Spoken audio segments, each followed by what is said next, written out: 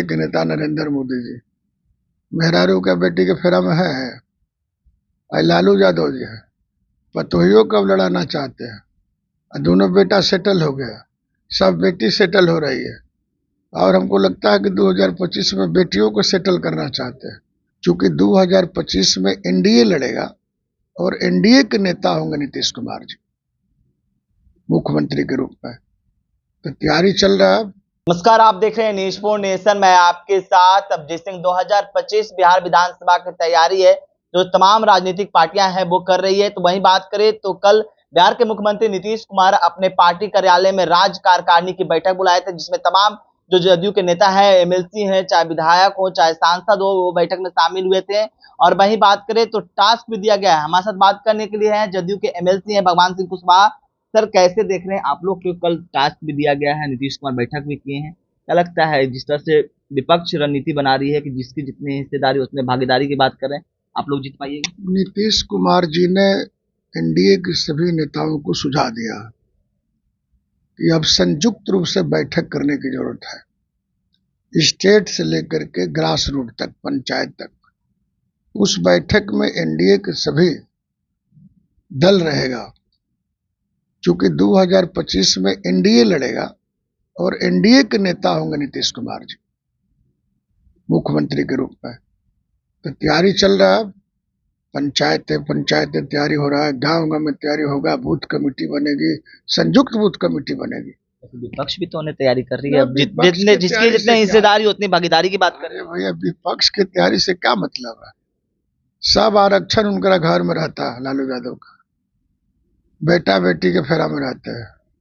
NDA कोई नेता बेटा बेटी के फेरा में है? अब देखिएगा आंख खोल करके, एनडीए के नेता नरेंद्र मोदी जी मेहरारू का बेटी के फेरा में है। लालू यादव जी है, पतोहियों कब लड़ाना चाहते हैं। दोनों बेटा सेटल हो गया, सब बेटी सेटल हो रही है, और हमको लगता है कि 2025 में बेटियों को सेटल करना चाहते हैं।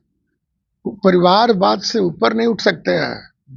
हमारा दल में परिवारवाद वाला कोई नेता नहीं है, एक को पीस बता दीजिए।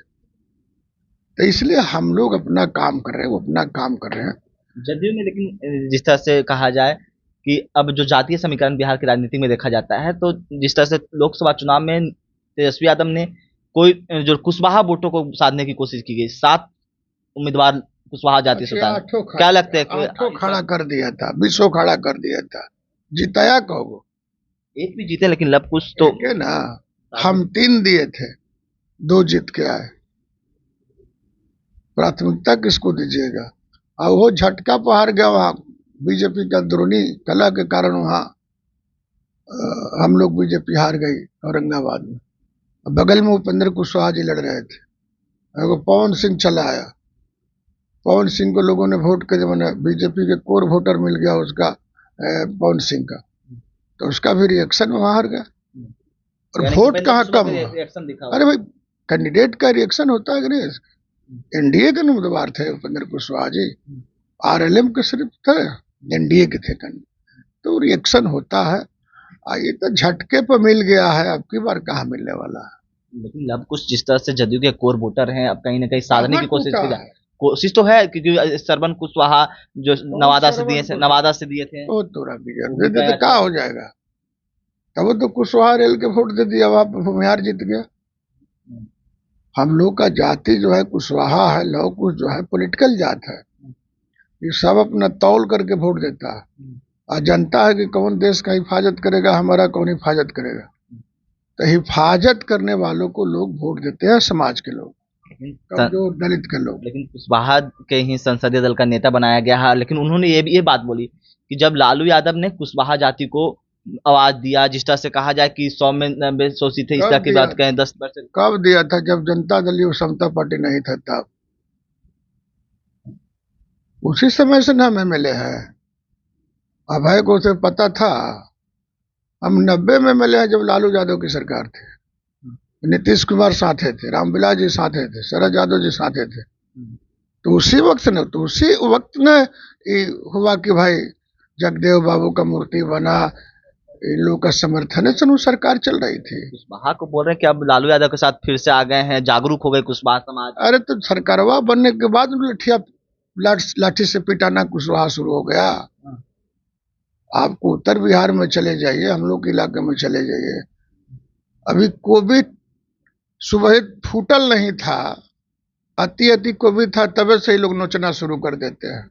नेनुआ रह गया था, बैगन रह गया था, जितना गोलका बैगन, लमका बैगन, गोभी, सब लोग कबार के ले जाते थे।